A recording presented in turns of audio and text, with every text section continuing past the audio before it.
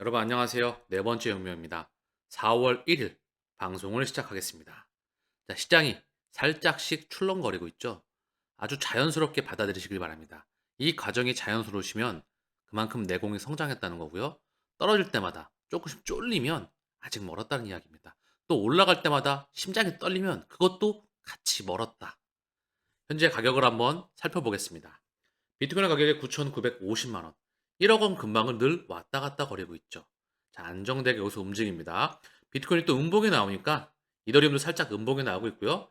XRP도 873원 음봉이 나오고 있습니다. 얘는 또 이렇게 욕하는 사람들이 많아. 왜 이렇게 욕을 할까요? 그만큼 그 이면에 무언가 있겠죠.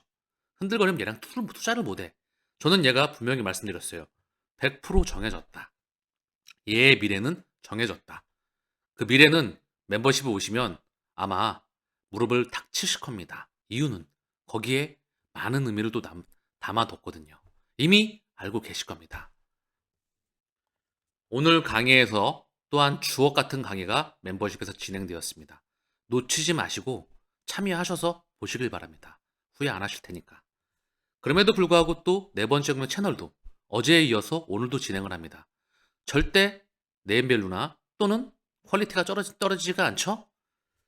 자, 이더리움 클래식도 살짝 조정이 나오고 있고요. 도지도 살짝 조정이 나오고 있어. 한 6%, 5%대 하락이 나오고 있는데 요거 올라간 거에 비해서 차트를 보시게 되면 급하게 올라갔죠? 그럼 물량을 소화하고 가는 게 정상입니다. 비트코인 캐시는 아직 얘는 조금 더 떨어지면 좋겠어. 이렇게 급하게 올라가면 또 급하게 떨어지니까. 자, 그래서 현재 시장이 살짝 소강 상태를 보이고 있다. 자, 그럼 오늘 준비했던 자료를 한번 봐보겠습니다. 자, 비트코인 갈 길이 한참 멀었습니다. 올해 기준 비트코인 사용자 수가 1997년 인터넷보다 많다. 웹3의 혁명이죠. 웹 1.0을 넘어서 웹 2.0을 넘어서 3.0입니다. 1.0은 서칭, 서핑이죠. 2.0은 서칭. 자, 플랫폼과 소셜 네트워크, 검색 서비스로 확장하게 됩니다. 그리고 데이터가 폭증하게 되죠. 모바일 혁명과 더불어서 지금은 그 데이터의 값어치가 입혀진 웹3, 97년대 인터넷보다 많다. 이 말은 비트코인뿐만 아니라 코인과 돈의 역사가 바뀐다는 것을 의미합니다. 그걸 인지하느냐, 인지하지 못하느냐가 인생을 바꾼다는 거죠. 코인베이스 리서치 총괄이 비트코인 올해 2분기도 강세를 전망한다. 그 이유는 대형 기관의 추가 진입 가능성이 있다. 자, 보니까요. 모건 스탠리, 뱅크 오브 아메리카, UBS, 골드만삭스 등 기관들이 고객들에게 비트코인 현물 ETF를 제공할 수 있으며 미국 외 지역에서도 이런 흐름이 나타날 수가 있다. 제 방송을 꾸준히 보셨던 분들은 이 말의 의미를 이제 아시겠나요? 미국, 유럽, 일본, 중국, 그리고 아세안, 중동, 남미, 호주, 캐나다, 거대 기득권의 자산 운용사와 중소형 자산 운용사 금융기관이 이쪽으로 들어온다. 비단 미국뿐만 아니라 거대 자산 운용사 모든 금융기관들이 여기 번호표를 보고 기다리고 있다. 그럼 이 시장 파이가 얼마나 커질까요? 그래서 무척 설레이는 겁니다. 이제 응애하고 태어나서 애가 막 돌을 지나갈 것 같은 그러면 성장이 폭발적으로 다가오는 그런 세대에 들어와 있습니다. 비트코인으로 강남 아파트 산다. 돈나무 언디에 예상 적중할까? 캐시우드. 비트코인 투자 행사에 참석해서 전망치를 대폭 상향하였다. 2030년에 51억 원까지 오를 것. 저는 100억 원을 말했는데요. 이제 계속 전망치를 올리고 있네요. 비트코인 하나당 100억 한다면 강남 아파트 한 채가 아니라 두 채 살 수 있을 것 같은데 물론 걔네도 가격이 뛰겠죠. 물론 부동산도 편차가 보일 겁니다. 그리고 여러모로 이슈가 많아지겠죠. 주식과 부동산의 시대일까요? 아닙니다. 코인의 시대입니다. 그거는 이미 모든 시그널이 다 여기로 향하고 있다는 것을 얘기해주고 있습니다. 전 세계 금융기관들이 바보일까요? 이쪽에 자금을 쏘고 있게. 이더리움 레이어 2. 자, 비트코인 소식에 이어서 이더리움 가보겠습니다. 이더리움 레이어 2 네트워크 TVL이 예치금이 400억 달러를 돌파하였다. 과연 이더리움 여기서 멈춰 있을까요? 자, 과거 소식을 한번 봐볼까요? 이더리움의 업그레이드, 덴쿤 업그레이드가 완료가 되었습니다. 자, 그리고 머지가 병역하고 1년. 어떤 변화가 있었나? 이제 머지 병역 1년이 아니라 이게 9월 달이니까 한참 지났죠. 1년하고도 대략 한 7개월, 8개월이 다가가고 있습니다. 머지 병합. 이로 인해 이더리움은 이제 증권 이슈에 맞물리게 됐죠. 그쵸? 자, 그런데 바로 블랙록의 레리 핑크가 이런 말을 합니다. 나 블랙록이야. 이더리움 ETF 승인 문제 없어. 레리 핑크, 비트코인 ETF와 다른 적급법 쓴다. 자, 블랙록이 들어가면 승인되는 거야. 그리고 피델리티도 나서고 있죠? 블랙록과 피델리티가 비트코인 현물 ETF에서 양 사이드에서 선방에 서서 끌어갔었죠. 근데 이 모습이 이더리움에서도 그대로 진행되고 있습니다. 펀더멘탈이 계속 상승하고 있는데 가격으로 꼭꼭 눌러놓고 있어. 자, 그럼 어떤 일이 벌어질까요? 값어치가 성장을 하면은요, 가격은 폭발할 수밖에 없습니다. 이거는 제가 리플 방송을 하면서 참 이 얘기를 많이 들었죠. 이거는 리플뿐만 아니라 이더리움뿐만 아니라 모든 값어치에 해당되는 겁니다. 값어치가 상승하는데 가격이 박박 기고 있잖아요. 선수들한테는요, 프로한테는 이걸 매직 기어라고 합니다. 근데 늘 욕하죠. 시간이 지나면. 그러니까 개미인 거야. 자, 개미는 계속 움직이는 거 사면 돼요. 통통통 튀는 거. 가서 물리고 또 뜯기면 돼요. 그게 개미니까. 그쵸? 그리고 또 가서 또 팡팡팡팡 움직이는 데 가서 또 물리고 또 뜯기면 돼요. 원래 그러려고 미디어를 추적하는 거니까. 우리는 값어치에 집중한다. 자, 판교에 비탈릭 부테린이 등장했다고 합니다. 자, 카페에서 커피 먹지 않을 시켜 먹으면서 일에 집중하고 있는 모습이죠. 대단하죠. 이미 돈은 의미가 없어. 일에 몰입하고 있는 모습입니다. 심지어 경호원 없이 거리를 막 돌아다니는 걸 누가 찍었어. 자, 독특한 모습이죠. 판교에 이더리움의 창시자가 등장하였다. 무척 중요하죠. 이더리움의 창시자니까. 근데 이제는 뭐가 더 중요할까요? 뭐가 더 중요할까요?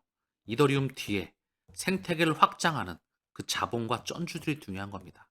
블랙록이 얘기했습니다. 뭐라고? 증권에도 상관없어. ETF 나오는데. 그럼 상관없는 겁니다. 그게 중요한 거다. 아시겠죠? 블랙록의 레리 핑크가 했던 말을 또 우린 기억해야 됩니다. 토크나 혁명. 가치가 있는 모든 금융자산은 토크나가 될 것이다. 서클의 제레미 알려도 토크나 혁명을 얘기했었죠. 이미 수년 전부터. 그게 지금 곁으로 오고 있습니다. 미 국채 토크나 얘기가 어디서든 들려오고 있습니다. 미국과 유럽에서도. 대한민국에서 들려올 겁니다. 전 세계에서도 들려올 겁니다. 이제 미디어에서 인공지능 이야기도 계속 나오고 있지만 토크나 이야기도 모든 미디어가 뒤집어 쓸 겁니다. 왜냐하면 돈의 방정식이, 돈의 공식이 바뀌는 거기 때문에. 자, 그럼 도지로 가보겠습니다. 머스크의 트위터, 가상화폐 라이센스 신청하지 않았다. 도지코인은 어떻게 되나? 뭘 어떻게 돼요? 도지 또한 정해졌습니다. 뒤에 머스크가 있죠. 그리고 기득권의 선택을 받았습니다. 자, 머스크의 트위터인데요. 스페이스X, 이걸 일론 머스크가 다시 게재했어. 3.5시간 후 펠콘 9은 23개를 발사했습니다. 지구 저궤도까지 위성을 보내서 위 위협을 처음 달성한 지 7주년이 되는 날에 궤도급 로켓 260번째 비행을 완료했습니다. 추가 23개를 발사하였다. LG, 대한민국의 LG U+도 머스크의 스타링크와 협업하였다. 통신 3사 저궤도 위성통신 본격 경쟁한다. 스타링크 독점 눈앞. 한국도 저궤도 통신위성 개발 서둘러야. 스펙 속도가 저하됐다. 그래서 스타링크 위성 23개 추가 발사한다. 자, 지구 저궤도망에 말입니다. 지구 저궤도망에 대략적으로 위성이 한 8천 몇백 개가 있다고 해요. 그 중에 5,500개인가요? 600개인가? 이게 테슬라의 머스크. 테슬라가 독점하고 있습니다. 거의 이 정도면. 그래서 스타링크 독점이 눈앞이다. 그런데 스타링크만 독점일까요? 스페이스X도 독점입니다. 보시면 스페이스X 기업가치 240조, 상업용 우주 지배자로, 상업 우주의 지배자로. 얘 또한 대체 불가능하죠. 그러면 저는 스페이스X, 트위터, X, 그다음 테슬라, 그리고 스타링크, 그리고 솔라, 그리고 대부분의 모든 사업에 도지는 결제용으로 들어갑니다. 누가? 머스크가. 자, 그러면 걱정할 필요 있을까요? 근데 지금 상승이 내리다 오르나 이렇게 하고 있는 겁니다. 아시겠죠? 갈 길이 한참 멀다. 지금 설명드리는 한 개 한 개의 코인을 제 멤버십에서는 집중 분석했습니다. 40분, 50분씩 직접 들이파서 완전히 독점적으로 분석을 해놨다. 무릎을 탁 치실 겁니다. 궁금하시면 오셔서 꼭 보시길 바랍니다. 반감기 카운트다운, 비트코인 캐시 8% 급등. 최근 들어서 비트코인 캐시도 상승이 많이 나오고 있죠. 그쵸? 반감기 이슈로 상승하고 있다. 물론 충분한 의미가 될 수가 있습니다. 그러나 비트코인 캐시 또한 이미 기득권의 선택을 받았다. 비트코인, 이더리움, 비트코인 캐시, 라이트코인, 이더리움 클래식. 항상 많이 언급되죠? 특히 얘네 네 마리가 이더리움과 이더리움 클래식은 또 같이 움직이죠. 그쵸? 그래서 움직일 때가 됐으니까 돈이 들어오면서 그들이 끌어올리고 있는 겁니다. 왜? 이미 선택을 받았으니까. 얘에 대한 집중적인 분석도 멤버십에서 독점적으로 오픈해 놨습니다. 꼭 오셔서 청취하시길 바랍니다. 비트코인 캐시 뒤에 누가 있는지, 그리고 어떻게 생태계가 구성이 되어 있는지, 누가 생태계를 확장시키고 있는지. 리플 소식으로 가보겠습니다. 리플 소송 해결의 길로 접어드나 합의 협상을 시작한다. 자, 아밀리엄의 트위터인데요. 사진이 보이시죠? 브래드 라우스와 스튜어트 알드로트입니다. 오늘 뉴욕 연방법원에서 목격되었습니다. 곧 SEC와 합의가 이뤄질 것이라고 생각하시나요? 어느 순간 이뤄지겠죠. 그리고 폭발할 겁니다. 시간차를 두고 폭발할 수밖에 없게끔 설계가 되어 있기 때문에 소송 하나하나에 온통 몰입하시면 흔들 때마다 내 멘탈이 깨지죠. 그리고 입에선 욕이 튀어나옵니다. 그리고 계속 욕하다가 나는 떠나가죠. 떠나가고 있다가 어느 시간 이후에 얘가 터집니다. 나는 얘를 보면서 땅을 치고 후회하죠. 이런 일이 발생하지 않도록 저는 생각을 합니다. 그렇게 되면 안 되겠죠. 오랜 시간 기다려왔는데. 그러면 폭발을 만나야 되겠죠. 폭발도 한참 가서 1만 원 갖고 파시는 것보다 5만 원, 10만 원을 넘어서 50만 원, 100만 원 그 목적지에 도달해야 되겠죠. 왜냐하면 4차 산업혁명이니까. 97년도 비트코인 그 수를 능가했다. 상당한 의미를 가지고 있습니다. 에도 파리나님의 트위터입니다. 자, 중요한 내용이 공개가 되고 있어요. 제 방송을 오랫동안 보셨던 분들은 아마도 무릎을 치실 겁니다. 대단합니다. 보시면 블랙록, 역사적 왕조의 블랙록의 뿌리를 공개한다. 제가 상당히 많이 쓰는 말이죠. 뿌리. 그 뒤에 있는 애가 누구냐? 쩐주가 누구냐? 그 파급 효과를 봐라. 블랙록과 금융시장의 그 영향력에 대해 이야기하는 것은 매우 흔한 일이지만 실제로 10조 달러 규모의 자산을 관리하는 세계 최대 자산 관리자 뒤에 누가 있는지 실제로 알아보는 사람은 거의 없습니다. CEO 레리 핑크는 처음에는 회사의 한 측면만을 대표하는 저명한 인물로 떠오를 수 있습니다. 블랙록 주주, 여길 볼 때 메릴 린치, 메릴 린치는 단독으로 회사 지분 45% 이상을 소유하고 있으며 내부자로 간주되므로 메릴 린치는 상위 기관 보유자에 표시되지 않습니다. 자, 메릴 린치가 뭐 넘버원이다 이런 이야기를 하고 있어요. 자, 그러면서 블랙록은 2006년에 메릴 린치와 합병되었습니다. 따라서 메릴 린치가 회사를 지배하게 됩니다. 이 시점에서 여러분은 스스로에게 그런데 메릴 린치를 지배하는 사람은 누구인가? 자문할 수도 있다. 물어볼 수가 있다. 근데 메릴 린치는 사실 뱅크 오브 아메리카의 계열사입니다. 그럼 뱅크 오브 아메리카가 블랙록의 주인이다. 2008년 금융위기 속에서 뱅크 오브 아메리카는 중요한 조치를 취해서 메릴 린치를 인수했습니다. 무려 500억 달러에 달하는 금액이다. 그러나 질문은 다시 시작합니다. 리플의 파트너인 뱅크 오브 아메리카의 소유자는 누구입니까? 뱅크 오브 아메리카의 상위 2대 주주는 버크셔 회사회와 워렌 버핏. 그 이야기를 하고 있어요. 버크셔 회사회와 워렌 버핏. 자, 그래서 주식의 13%를 보유하고 상위 2명의 주주이다. 뱅크 오브 아메리카의 26% 이상 이 두 기업이 소유하고 있다. 자, 그렇다면 뱅크 오브 아메리카는 어디서 시작되었습니까? 방카드 이탈리아라고 해야 할까요? 뱅크 오브 아메리카는 미국으로 이주한 이탈리아 이민자의 아들인 아메, 아마데오 피터 지아니니에 의해 처음 설립되었습니다. 1930년 11월 1일 샌프란시스코에 있는 이탈리아 은행은 이름을 뱅크 오브 아메리카로 변경했습니다. 상당히 깊이가 있는 이야기죠. 유럽에 있는 자본이 미국으로 이사했습니다. 그리고 뱅크 오브 아메리카 뒤에 있는 블랙록, 뱅가드, 스테이트 스트리트 그리고 그들에 있는 바로 그들은 뿌리가 연결되어 있다. 바로 달러와 유로화의 주인장.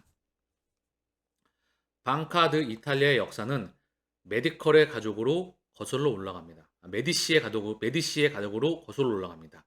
이 메디치의 가문은 기사단 이후 이탈리아에서 은행 시스템을 시작했습니다. 모든 길은 수세기 동안 권력을 잡은 동일한 조직으로 이어집니다. 이탈리아 최대 은행은 1397년 지아비니 메디치가 설립한 메디치 은행이었습니다. 이 은행은 유럽에서 가장 크고 존경받는 은행이었습니다. 라이언 퍼거 가족에 관해 제가 몇 달 전에 쓴 글에 대해 들어보셨을 겁니다. 라이언 퍼거는 리플의 창립자이며 16세기 유럽 경제의 대부분을 지배했던 독일 가문인 퍼거 가문의 후손입니다. 퍼거 가문의 은행가가 메디치를 대체했습니다. 자, 엄청난 얘기가 나오고 있네요. 그렇죠? 그러나 이미 이거는 우리가 알고 있는 내용입니다. 조금 더 구체적으로 들어갔던 것 뿐이지요. 미리 정해져 있는 이야기입니다. 그리고 이 이야기는 리플뿐만 아니라 리플 뒤에 있는 애들이나 비트코인 뒤에 있는 애들이나 이더리움 뒤에 있는 애들이나 섹터별 대장에 있는 애들이나 다 똑같습니다. 그 생태계 전체를 만드는 게 바로 얘네와 함께 미국과 유럽을 지배했던 전 세계 문명의 아이들과 그리고 전 국가의 리더와 다국적 대기업의 리더들이 함께 생태계를 만들어 나가고 있습니다. 국제기구와 함께. 그리고 법과 제도도 만들겠죠. 그쵸? 이걸 읽는 게 중요한 겁니다. 이러한 자세한 사항들이 바로 멤버십에서 진행됩니다. 기간 투자자를 위한 리플 XRP 지불 지원 가능하다. 리플 결제 ODL은 암호화폐 회사인 업홀드가 기간 투자자의 거래를 촉진하기 위해서 시스템을 통합함에 따라 중요한 이정표를 목격하였다. 업홀드는 기간 투자자를 위한 리플 결제 옵션을 도입하였습니다. 리플 ODL 서비스를 활용하기 위한 새로운 길을 제공합니다. 자, 업홀드로 가보겠습니다. 184개 이상의 국가에서 250개 이상의 통화 및 상품을 통해서 전 세계 회원을 위한 원활한 외환, 국경 간 송금 서비스를 제공합니다. 2015년 출시 이후 업홀드는 미와 40억 달러 이상의 거래를 창출하였습니다. 글로벌 시장에 금융 서비스를 제공하는 다중자산, 디지털 머니 플랫폼입니다. 자, 그러면서 이미 업홀드는 2023년 10월 리플과 파트너십을 맺었습니다. 자, 그래서 여기 보시면 업홀드는 암호화폐를 사고 파는 가장 쉬운 방법에서 비트코인에서 XRP로의 거래는 다른 곳에서 찾을 수 없는 완벽한 거래입니다. 비트코인에서 XRP로의 거래는 다른 곳에서 찾을 수 없는 완벽한 거래이다. 자, 그러면서 밑에 보시면은요. 비트코인, XRP, 스텔라, 라이트코인, 비트코인 캐시가 딱 5개가 언급되고 있어요. 현재 밑에 카테고리로서 자, 업홀드의 토큰, 코인의 암호화폐 250개 이상의 통화. 그중 메뉴에 비트코인, XRP가 두 번째 위치하네요. 이더리움, 각 섹터별 훌륭한 코인들이 많이 위에 상위에 포진하고 있습니다. 자, 그래서 기관들을 위한 ODL 창구, 리플 페이먼트로 통합되면서 실시간 결제망이 연결이 되고 있죠. 꾸준히 인프라가 확장하고 있습니다. 그런데 가격은 왜 이 모양이냐? 그건 그들이 결정하겠죠. 그게 헷갈리시면 투자하기가 힘들어집니다. 섹터별 대장과 튼튼하게 펀더멘털이 뛰어난 코인들을 모아가세요. 이미 걔네의 미래는 정해져 있으니까. 그것도 100% 말입니다. 자, 이 단어를 좀 주목해 주세요. 기간 투자자를 위해서 XRP, 거래를 촉진하기 위해 시스템을 통합함에 따라 중요한 이점표를 목격하였습니다. 기관들이 여기 들어온대요. 전 세계 전주. 자, 기간 투자자가, 대형 자본 투자자가 이쪽으로 들어온답니다. 자, 그리고 아까 제가 말씀을 드렸죠? 뱅크 오브 아메리카, 모건 스탠리, UBS, 골드만삭스 등 기관들이 고객들에게 비트코인 현물 ETF를 제공할 수 있으며 미국 이외의 지역에서도 이런 흐름들이 나타날 수가 있다. 자, 그러면서 올해 기준 비트코인 사용자 수가 97년도 인터넷보다 많다. 이게 다 따로 나오는 이슈일까요? 아니라는 거죠. 흐름을 정확히 읽는 게 가장 중요합니다. 자, 그러면 비트코인의 가격이 이렇게 빠질 때마다 흔들거렸으면 절대 여기서부터 여기까지 갈 수가 없다. 두 번째로 사고 팔고 하면 고작 요만큼 먹고 끝난다. 그러나 제 방송을 보시는 분들은 이 시나리오 1을 작동을 잘 시킬 수가 있겠지요. 그지요? 제롬 파월 연준 의장, 금리 인하 서두를 필요 없다. 금리 인하 시기 늦추나. 이런 말이 나왔습니다. 3월 31일 날. 자, 그리고 그 이후에 금값 미국 금리 인하 기대감에 또 사상 최고. 자, 금리 인하 기대감. 그런데 일각에서는 금리 인하 서두를 필요가 없다. 저는 이걸 되게 좋게 보고 있습니다. 헷갈리는 미디어에서 양방의 이슈가 나와야 아직까지 먹을 게 많은 겁니다. 한 방향으로 쏠려대면 먹을 게 별로 없습니다. 오히려 아랫방으로 쏠 때, 이때가 언제였죠? FTX 파산. 자, 보이죠? 테라누나, 셀시우스, 3에로 캐피탈, FTX 디지털 커런시 그룹까지 흔들게 됩니다. 이때가 속칭 빤스까지 들어갈 때죠. 아래쪽으로 한 방향으로 모을 때. 자, 그럼 반대로 모든 미디어가 한 방향으로 쏠 때, 이때는 시나리오 1 가동 구간입니다. 아시겠죠? 우리는 이때까지 갈 길이 한참 멀리 남았다. 자, 오늘 방송 또한 여러분들에게 영향가 있는 소식들을 충분히 전해드렸다고 생각을 합니다. 자, 그리고 다시 한번 방송을 마치면서 주옥 같은 강의들이 멤버십에서 진행되고 있습니다. 놓치지 마시고 많은 참여하셔서 좋은 정보 얻어가시길 바랍니다. 오늘 방송은 여기서 마치겠습니다. 편안한 밤 되시길 바랍니다. 감사합니다.